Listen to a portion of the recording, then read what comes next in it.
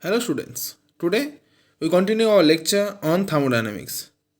This lecture is presented by me, Pranit Ghatak, your chemistry teacher. As all of you can see from the heading itself, this will be the lecture number 2 of thermodynamics. So, let's begin. Here, in the last day itself, that is the introduction to thermodynamics, I have explained the system surrounding the concept of intensive and extensive property, as well as the concept of internal energy and work and pressure and temperature and relative thermodynamic process, that is isobaric, isochoric, isothermal, adiabatic and reversible irreversible processes. In this class we are going to discuss about the spontaneous reaction and non-spontaneous reaction and what are they and how we can relate to it, and how does thermodynamics helps us to find what is spontaneous and which reaction is spontaneous or not. As well as in this class there is a new parameter that will come to us, that is enthalpy. Okay, so in this class we're gonna discuss about what is enthalpy and all, and the last thing is entropy. Okay, so let's begin. Here in this the first slide shows us the spontaneous. As you know, in the main objective of studying thermodynamics is to predict whether a reaction will occur or not. That means if the reaction occur naturally, that is a spontaneous reaction. If the reaction doesn't occur naturally, then it will be a non-spontaneous reaction. Okay, so spontaneous processes are those that can proceed without any outside intervention. That is, the spontaneous processes are those reactions or those processes where they do not require any external help or any external assistance to do it. Okay, so when a reaction occurs by its own without any help of any external help, then this reaction or this process is being called as spontaneous process.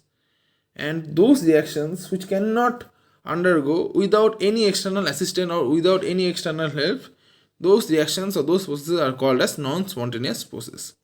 Okay, so in for the objective of the studying thermodynamics is basically we have to predict which reaction is spontaneous or not, and this we can do with considering the thermodynamic parameters such as enthalpy, entropy and Gibbs free energy. In today's class we're gonna deal with enthalpy and entropy. In the next day we're gonna study about the Gibbs free energy and the spontaneity of a reaction or not. Okay, so the processes that are spontaneous in one direction are non-spontaneous in the reverse direction. Okay, so if the process if any chemical reaction is being occurring, suppose A to B, if this A to B, this forward reaction is spontaneous, then B to A, this backward reaction will be non-spontaneous. Okay, non-spontaneous. Okay, so this happen. So what I mean that, so suppose A to B is being forming and this is a forward reaction. If this forward reaction is spontaneous, then B to A, this will be a non-spontaneous reaction. Okay, and spontaneous reaction means that reaction or those reaction which can undergo by their own without any external help or without any external assistance, then these reactions will be called as spontaneous reaction. Okay, so let's move to the next topic, that is the enthalpy. So what is enthalpy? Enthalpy is basically the total heat of a system under particular condition, that is particular temperature and pressure, that is being called as heat constant of a system or enthalpy. So enthalpy is basically the total amount of a system at a particular temperature and pressure, that is being termed as enthalpy. Okay, enthalpy is basically H is denoted by H, and it is basically internal energy plus PV work. Okay, so enthalpy is basically the product of or summation product of internal energy and PV work. And you may be thinking that what is PV work? Okay, actually what is work? Let's go to the concept of physics. The what is work? Work is basically force into displacement or distance. When we give any pressure, suppose this is the volume of any gas, this is suppose this is a piston. Okay, the volume of this is the container and this is a piston. Okay, so this is the gas volume. Okay, this gas particles, the volume is suppose V. Here the volume of the gas is V and the pressure is 1 atmosphere. Okay, and after applying, so pressure is suppose 1 atmosphere, and after applying pressure P, when we use the P pressure, suppose let me draw it in another. Okay, if we use the pressure P and then applying the pressure, after applying the pressure the volume changes and the volume is now become V1. Okay, so at first the pressure volume was V and after applying the pressure the volume changes to V1. Okay, so here as you know, what will be the work? What will be the force into displacement? Here the force is, as you know, we can replace the force with pressure. Okay, so we are using P for that. Okay, and then here for the distance part or displacement that is being represented by S, we can change it to volume because the volume is being changed. Here the volume that was V, right now it is being V1. So this will be the equation for work, that is W is equal to P delta V. Delta V means del V means change in volume. Here the change in volume will be considered as the change in distance or change in the or we can say the delta V is being considered as the displacement because there are a displacement that will be occurring for the gaseous particles because some gaseous particles were there, but right now due to the pressure change the volume being decreased and these particles from here it has been come to there, so there is a displacement that is being occurring. Okay, so that is why the W is also being calculated as P delta V. So this being work, this W is being called as pressure and volume work. Okay, so here in the case of enthalpy, what happened? Enthalpy is equal to the total amount of heat, that is the internal energy plus PV work. Okay, so this is being called as enthalpy, and at constant pressure the H will be termed as HP, where that is P is equal to plus PV, P del V.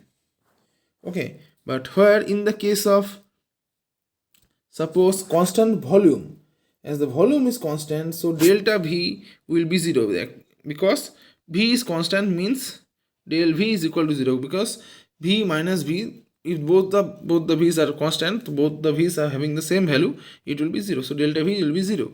Okay, so so HV that is at volume constant, HV is equal to E plus P. Okay, so this will be the equation for that. So enthalpy at constant pressure will be HE plus P delta V, and enthalpy at constant volume will be E plus P. Okay, del V part will be 0. Okay, so let's move to the next point, next topic, that is being called as entropy. So what is entropy? Entropy is the measure of randomness. Okay, so what is that? Randomness means here the higher the randomness, higher will be the entropy. Okay, so in the case of solid is being there in the crystal structure, or here this will be a symmetric structure of that, so it is not at all random. So as the lower the randomness of the solid, so for the solid the entropy will be lowest. Okay, so for the solid entropy will be lowest. Then the liquid is somewhat random than solid, so its entropy will be higher than the solid. And in the case of gaseous particle or gaseous molecules, as the randomness is highest, so the entropy of the gaseous particles will be highest as well. So entropy is basically the measure of randomness. Higher the randomness, higher will be the entropy. Okay, and like total energy and total enthalpy, entropy is a state function as well.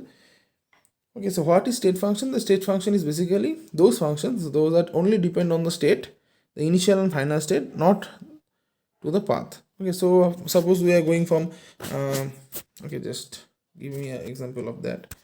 Suppose this is a point A and this is a point B. We can go directly by that way, as directly by that way. Okay, so there are three processes A, B, and C. So we can reach A to B by these three processes. Okay, state function of those functions, those doesn't depend on the path. Which path we take, A, B, or C, doesn't matter. It only depends on the initial and final state. Initial is the A part, initial, and final is B, and the final is B. The B point is the final. So which parameters, that is enthalpy, entropy, and energy, internal energy, they doesn't look for the path. They only look for the initial and final stage. Okay, if the initial and final stage is right, then it will be the same. If the initial and final point are different, then it will be different. Okay, it doesn't matter which path you follow. If the final initial and final point are the same, then it will be same. This is for the state function. And for path function, they also look for the paths. If the initial and final steps are there, standard points are being same for both the processes, but if the paths are different, then the product will be different. So like the example of work, if A, from point A to point B, if we take the B route, the work will be less. If for going from A to B, if we take A route, the work will be higher.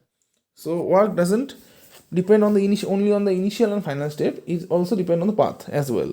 So work is a path function. But here in the case of energy, enthalpy, and entropy, it doesn't depend on the path, it only depends on the state, that is the initial and final state. So it has been called as state function. Okay, so entropy is also a state function, and for entropy, the delta S, that is the change in entropy, is entropy final minus entropy initial. That is being said that I am saying that it doesn't depend on the path, it doesn't depend on the path, so it is only dependent on the state. So state is, that is initial and final. So the delta S is equal to is final minus entropy initial. Okay, and delta S is being numeralized as delta S is equal to Q reversible by T, that is Q by T. Reversible is the process. Okay, in the case of reversible process, Q is being called as reversible. In the case of irreversible process, Q is being called as Q irreversible. Q is the heat.